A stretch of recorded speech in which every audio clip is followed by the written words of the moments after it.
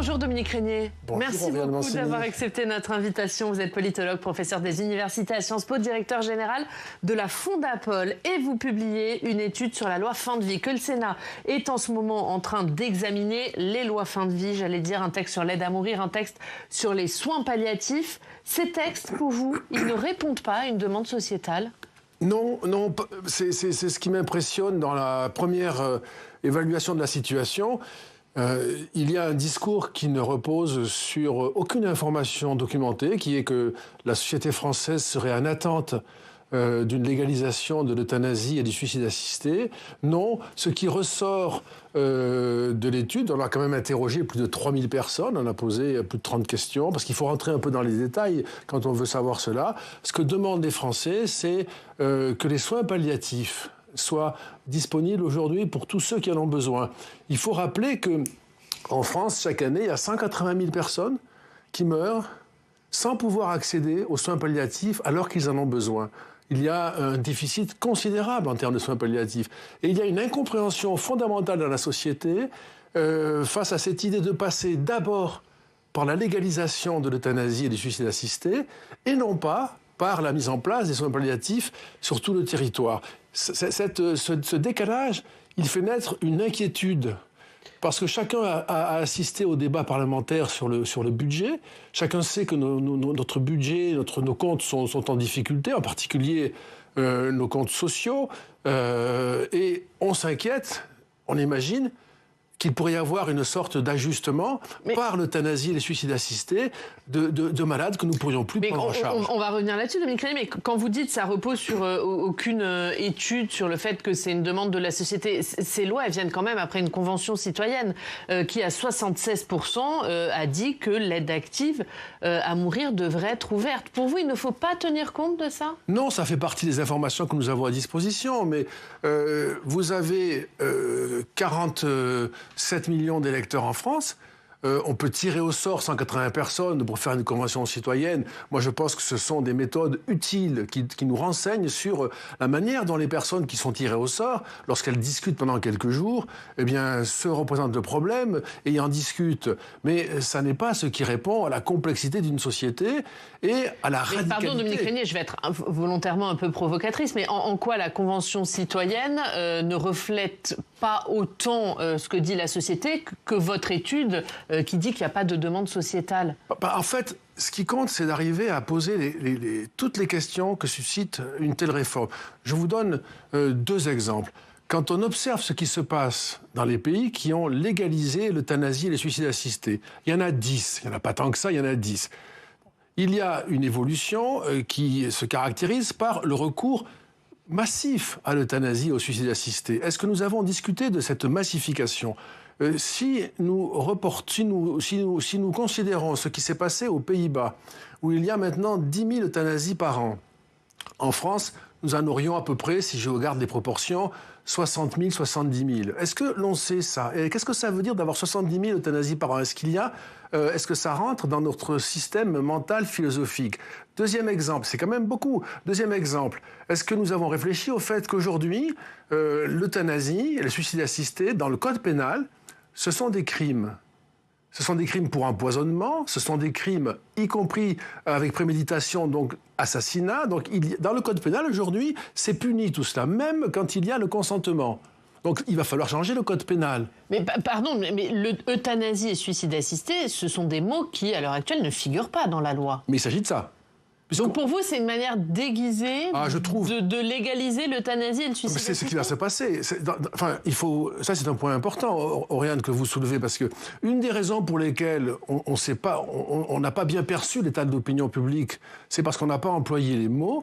On parle d'accompagnement des mourants, on parle de mort dans la dignité, etc. Mais on parle d'aide à mourir, en tout cas dans la version de l'Assemblée, d'assistance médicale dans la version initiale du Sénat, mais il n'y a pas les mots euthanasie, il n'y a pas les mots suicide assisté. Et pourtant, la réalité, Oriane, c'est l'injection létale, une injection qui est administrée pour tuer la personne, ou l'absorption d'un produit létal. Dans les deux cas, il s'agit bien de provoquer la mort de la personne. Mais dans des conditions très restrictives. Pour vous, elles ne suffisent pas, ces conditions ? Dans tous les pays où ça a été mis en place, les conditions restrictives ont été dépassées, ont été ignorées, ont été brisées. Y compris en Belgique, par exemple, depuis 2014, on euthanasie les enfants. On euthanasie des personnes qui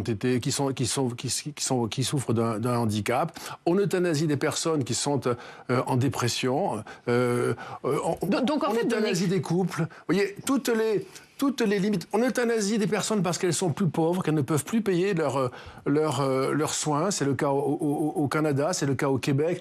Enfin, toutes ces évolutions. Et au Québec comme au Canada, ça fait 10 ans que c'est légalisé. Ça va très très vite. Donc en fait, vous craignez plus les dérives qui pourraient naître de ce texte que ce que contient actuellement cette proposition de loi. À partir du moment, je voudrais être clair là-dessus, à partir du moment où on fait sauter dans notre droit pénal l'interdiction de tuer quelqu'un, on ouvre une porte qu'on ne sait plus refermer. Je ne parle pas ici, chacun a ses convictions, je ne parle pas de l'interdit de tuer tel qu'il est énoncé par les religions. Hein. Je parle de notre droit pénal. Hein. C'est interdit, c'est le crime le plus grave. Nous devrons aménager un espace qui permettra de tuer quelqu'un avec ces motivations qui sont données. Il n'y a aucun exemple de pays qui n'a pas dérivé. Je vous donne un deuxième élément important. Si nous regardons les pays qui pratiquent les deux, l'euthanasie et le suicide assisté, c'est très intéressant de les comparer dans ces pays-là. C'est le cas des Pays-Bas, c'est le cas de la Belgique. Le recours au suicide assisté est quasiment à 0. 1%, pas plus, de ceux qui demandent à mourir. Le recours à l'euthanasie, c'est tout le reste. 99%, 100%. Pourquoi ? Parce que seul le suicide assisté garantit une forme de maîtrise par la personne qui demande à mourir de l'acte létal. Il faut une lucidité, il faut du discernement. Curieusement, quand on pratique l'euthanasie, tout se passe très vite, tout se passe sans hésitation, sans renoncement, ce qui n'est pas le cas dans le suicide assisté. Et donc, ceci est la preuve qu'au fond, avec l'euthanasie, on perd déjà la maîtrise des conditions dans lesquelles on va euthanasier. Comment voulez-vous considérer qu'une personne qui est, par exemple, déficiente intellectuellement, comment peut-on euthanasier un majeur protégé, une personne sous tutelle, si nous n'avons pas mis 10 000 précautions pour être sûr que la personne, quand elle dit qu'elle veut mourir, est bien en état de le vouloir, ce qui est quand même une pensée très étrange que de vouloir mourir. Mais les garde-fous, ils ne sont pas suffisants à l'heure actuelle ? Non. Et de toute façon, ils ne résisteront pas. La mécanique que l'on observe dans les pays qui pratiquent l'euthanasie et le suicide assisté, c'est qu'il faut ensuite élargir au nom de la non-discrimination, au nom de l'égalité. Je vous le disais, aux Pays-Bas, on euthanasie depuis 2002, puis on a considéré qu'on pouvait euthanasier la personne qui survit dans le couple, parce qu'elle se sentait seule, la femme ou l'homme, la veuve ou le veuf, on l'euthanasie, on fait des euthanasies à deux, et on a étendu ça maintenant à l'euthanasie entre des frères et des sœurs, de frères et de sœurs. Donc c'est au nom de la non-discrimination, au nom de l'égalité. C'est une mécanique qui ne manque pas de se produire. Nous ne contrôlons plus la chose ensuite. Et notre société s'habitue à répondre au malheur, à la souffrance, non pas par la solidarité, non pas par la mobilisation de la société, de ce qu'elle peut donner pour soutenir, pour encourager, pour apaiser les douleurs, mais à la mort. C'est une évolution qui est absolument mais est-ce que choisir sa mort quand on est malade, quand on a une maladie incurable, quand on souffre, c'est pas aussi une liberté ? Alors, parce que là, à vous entendre, on a l'impression que ce ne serait que des choix imposés par la société.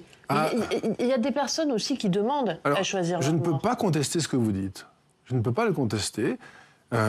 Mais il faudrait quand même prendre le temps de réfléchir, nous tous, je veux dire, ce que c'est que la liberté quand vous souffrez, quand vous êtes seul, quand vous êtes démuni socialement, économiquement. Quelle est la part de liberté dans ce que vous dites ? La pression qui s'exerce sur vous, la pression parce que vous coûtez cher.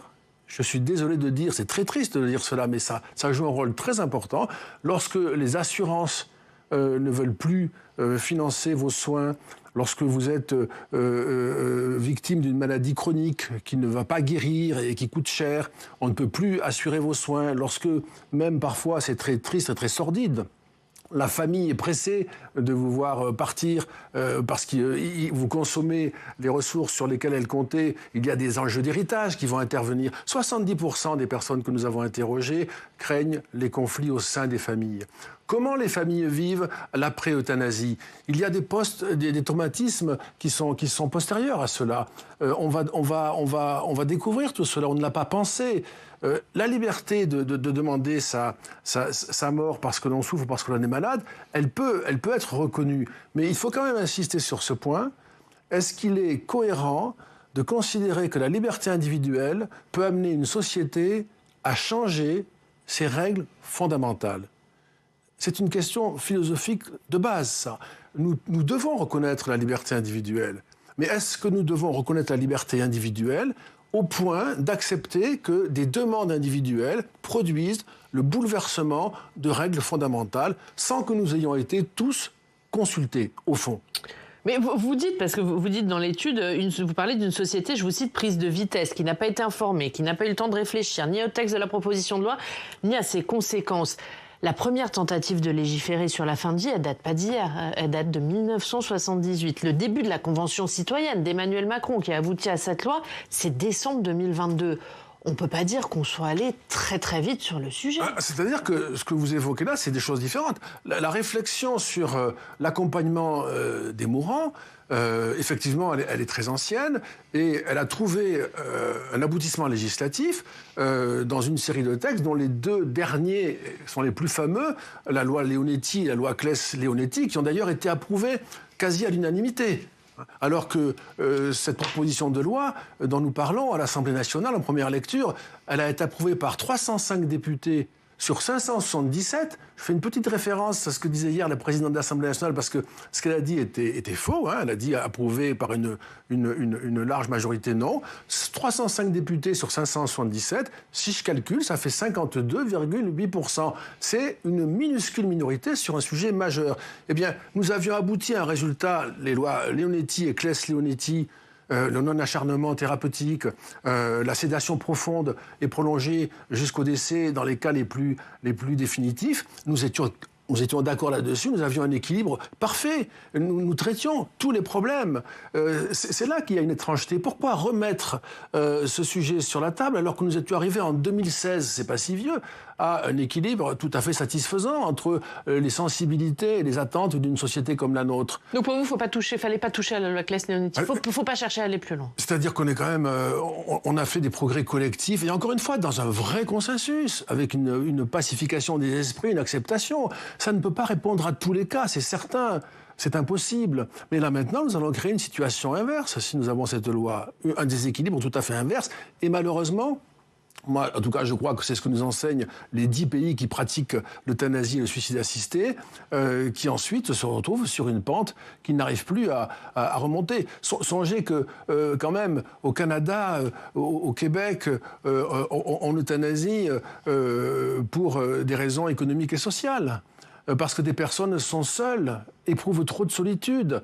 Ce sont des appels à la solidarité. Nous sommes une société, une communauté humaine solidaire. Si nous avons des personnes qui souffrent, nous devons mettre la science à leur disposition, les soins à leur disposition. Si nous avons des personnes qui se trouvent seules, nous devons faire communauté avec elles, autour d'elles. Si nous renonçons à cette réponse fondamentale à la solitude ou à la souffrance, alors nous allons vers des sociétés pour le coup ultra-individualistes, où ceux qui auront les moyens de se soigner très correctement éviteront la souffrance et vivront plus longtemps que ceux qui n'auront pas les moyens de le faire. Mais est-ce qu'à l'heure actuelle, on n'est pas aussi avec les gens qui ont les moyens d'aller choisir leur mort à l'étranger dans les pays dont vous parlez, qui pratiquent l'euthanasie et le suicide assisté, et ceux qui n'ont pas les moyens et qui sont condamnés à la souffrance faute de pouvoir choisir leur mort? S'ils sont en France, ils ne seraient pas condamnés à la souffrance si nous avions équipé le pays en soins palliatifs.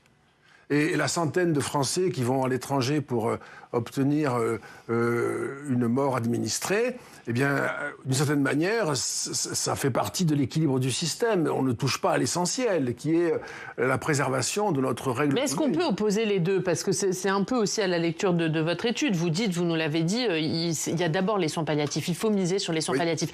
Est-ce qu'on peut opposer soins palliatifs et droit à l'aide à mourir? Est-ce que c'est pas complémentaire? Est-ce qu'il n'existe pas des maladies, des souffrances récurrentes pour lesquelles les soins palliatifs ne sont pas forcément une réponse? Moi, je ne peux pas vous dire que ça n'existe pas. En plus, c'est un savoir médical qui n'est pas le mien. Mais ce que je sais, c'est que jusqu'à présent, nous arrivions à répondre. Et si nous n'y arrivons plus, c'est parce que nous avons désinvesti. Je vous donne une illustration de cela. Si vous voulez être équipé en soins palliatifs, si vous voulez avoir accès à des soins palliatifs, en tant que malade, si vous voulez avoir accès à des soins palliatifs, eh bien, les rapports qui sont faits aujourd'hui vous disent qu'il vaut mieux éviter de mourir pendant l'été. Parce qu'il n'y a pas assez de soins palliatifs. Et c'est ça qui fait que, je vous l'ai dit, 180 000 Français qui meurent dans ces conditions. Là, il y a de la souffrance, une souffrance que nous savons éviter, que nous savons réduire ou même contrôler. Les médecins savent faire ça. Et si nous les formons moins parce que nous avons l'euthanasie et les suicides assistés, si nous recourons moins aux soins palliatifs, qui sont plus coûteux en effet, parce qu'il faut équiper, eh bien, parce que nous avons moins d'argent, eh bien, effectivement, nous basculerons dans une société qui ne sera plus du tout celle de l'État-providence, mais une société qu'il faudrait qualifier de validiste, c'est-à-dire que pour ceux qui sont valides, les choses se passeront très bien, valides physiquement, valides, on pourrait même dire économiquement, vous avez les moyens, physiquement, économiquement, les choses se passeront bien. Pour tous les autres, qui sont quand même la majorité, les choses peuvent se passer très mal. Il y a 60% des Français qui souffrent d'affectations de longue durée. Que va-t-on faire avec ces affectations de longue durée? Elles représentent 120 milliards de coûts. Est-ce qu'on va dire au bout d'un moment, dans 10 ans, dans 15 ans, écoutez, décidément, vous coûtez beaucoup trop cher? Est-ce que pour vous, c'est un sujet qui doit être soumis à un référendum? À tout le moins, je pense qu'il faut un référendum. Le débat qui a eu lieu, vous citiez ma remarque dans le rapport Oriane Danceny, le débat qui a eu lieu est un débat précipité. Nous ne sommes pas entrés dans le débat. Les Français, la moitié des personnes que nous avons interrogées n'en ont jamais discuté. Donc il y a un déficit énorme. Il faut vraiment reconsidérer cette question. Et ça a été la sagesse du Sénat d'envoyer ce signal, je trouve. En supprimant toute forme de création d'aide à mourir. Absolument. Et en invitant le législateur à remettre sur pied l'État-providence auquel nous sommes attachés et dont on nous dit partout, et en particulier la gauche, qu'il est le cœur de notre contrat social. Et j'ai été étonné de voir que la gauche et ses positions sur la fin de vie, favorables à l'euthanasie et au suicide assisté, qui sont des positions qu'on pourrait qualifier d'ultralibérales, tout à fait à l'opposé de l'État-providence, alors que leurs propres électeurs que nous interrogeons sont hostiles à cette légalisation. Un mot, Dominique Régnier, sur le reste de l'actualité, sur la situation politique nationale. On a envie de vous entendre, Sébastien Lecornu, qui devrait échapper à la censure sur le budget aujourd'hui.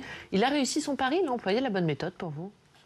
Alors, c'est une situation impossible. De toute façon, il ne pouvait pas, je dirais, faire quelque chose de beaucoup plus spectaculaire. Enfin, c'est des contraintes énormes. Ce que je trouve quand même, je dis ça parce que je ne peux pas accabler le Premier ministre, qui n'a pas de majorité, avec des groupes qui ne coopèrent pas entre eux. Je dis ça, ça fait un lien d'ailleurs avec le sujet précédent, mais... ces députés n'ont même pas adopté le budget dans des conditions normales. Et donc, ça ne nous rassure pas sur l'avenir des soins palliatifs, au passage, puisqu'on n'a pas voté tout ça. Donc, il faudrait quand même qu'il y ait une cohérence chez le législateur. Ça ne va pas, au fond. Le pays ne s'est pas remis de la dissolution. L'Assemblée nationale n'est pas parvenue, malgré le fait qu'elle était appelée, au fond, par les Français à fabriquer du consensus. Elle n'y est pas parvenue. Nous n'y arriverons pas, puisque maintenant nous rentrons dans la période des élections municipales, bien sûr, qui vont être très importantes, des sénatoriales ensuite, et puis les grandes élections, la présidentielle et législative à nouveau. Ça aurait des conséquences sur les municipales, cette longue séquence budgétaire? Moi, je le crois. Enfin, là, je crois que l'ensemble des parlementaires ont eu à cœur de ne pas laisser le pays dans une nouvelle crise qui aurait perturbé les électeurs et qui les aurait amenés à adopter des comportements électoraux très protestataires au municipal, abstention comprise. Donc sans doute qu'il y a eu cette idée-là. Évitons de mettre les Français en colère parce qu'ils ont très mal vécu la dissolution et il s'agissait d'éviter de leur donner au fond le sentiment que les élus n'étaient plus capables de rien. Ça a été évité, c'est pas mal. Mais les conséquences de ce budget sur l'économie, nous allons les découvrir, elles ne sont pas bonnes. Et donc nous allons peut-être avoir une phase de poussée du chômage, de fermeture d'entreprises, par les conséquences de ce budget, qui peut s'étaler jusqu'aux élections nationales, présidentielles, législatives. C'est quand même... Tout ça est un contexte très préoccupant. Encore une fois, je suis toujours un peu navré d'avoir à le redire parce qu'on le répète beaucoup, mais encore une fois, il y a une forme de marche évidente pour la protestation et sa généralisation, y compris sous la forme de l'abstention, je le répète. Donc c'est un peu une vie politique qui échappe à la régulation par les élections, par les partis, par le fonctionnement normal de la démocratie. Nous entrons dans une période qui est faite d'inconnus et où tous les risques politiques sont présents devant nous. Et c'est aussi pour ça que je trouve malvenue, moi, je ne reviens pas à votre sujet premier, mais on ne peut pas, dans un contexte pareil où les Français sont perdus, en colère, à la recherche d'une réponse, on ne peut pas mettre sur la table des textes aussi graves. Mais qu'est-ce que ça peut donner? Parce que dans votre étude, vous parlez de ferment de la contestation sociale. Qu'est-ce que vous entendez par là? Moi, ce que je pense, c'est que les Français vont découvrir, si la loi est adoptée, les Français vont découvrir par eux-mêmes les conséquences de cette loi. Qu'est-ce que c'est que d'avoir quelqu'un dans sa famille qui a été euthanasié? Qu'est-ce que c'est que de se dire qu'on ne peut plus financer les soins d'une personne et qu'il faut choisir non pas entre les soins palliatifs et une solution quelconque, mais que nous avons à accepter l'euthanasie qu'elle a décidée ou qui a été décidée pour elle. Donc c'est ça qu'ils vont découvrir et ce sera inacceptable.